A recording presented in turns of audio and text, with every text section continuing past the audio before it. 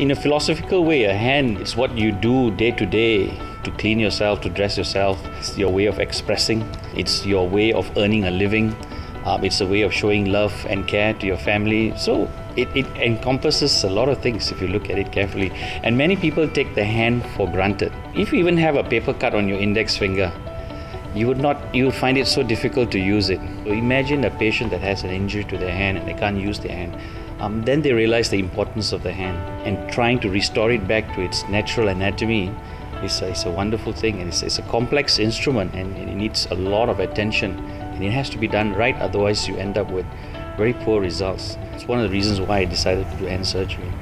Stem cells are the cell that replicates itself and also has got the capability of changing into different cell types and adapt to the local environment that has got an injury. The reason why we started this place is because we are not happy with what we have until now.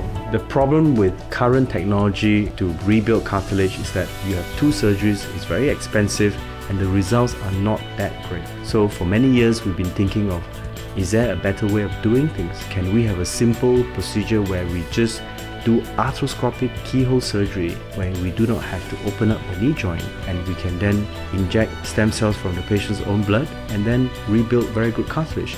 So this current technology that we have now has regenerated very good hyaline cartilage in all areas of the knee joint.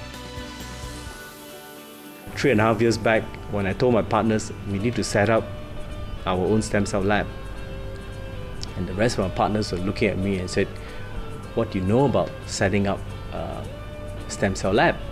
I said, I don't, but I need to learn how to do it. So spend time reading the books, talking to people, visiting doctors that have got stem cell unit, and started from there. And yeah, everybody's worried about, if you put in that money, what's going to happen to it, and it's expensive.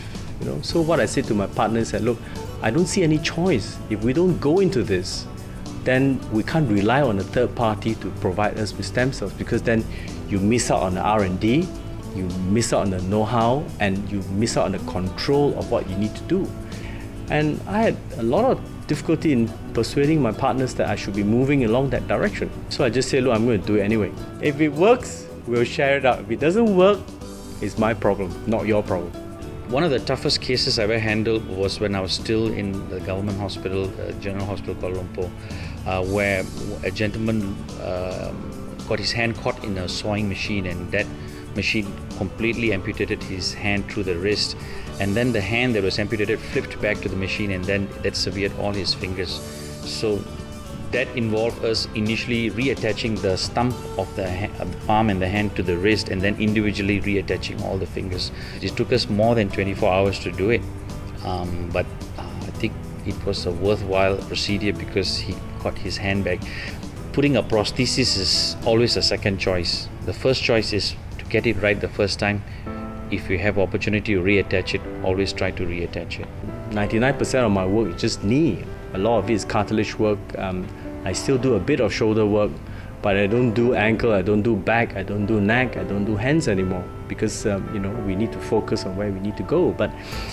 And I think from the patient's point of view, if you are a patient and you have a hand problem, no point you coming to see me. I see knee day in, day out, so I would definitely refer you to Dr. Ranjit, my hand surgeon. Or you got a foot problem, then I will send you to my foot and ankle surgeon. I think that's the future of medicine. It has to be very specialized, and patients are a lot more comfortable that way. If you enjoy what you do, and you think you want to do something better, you really yearn and earn to continue to improve the situation.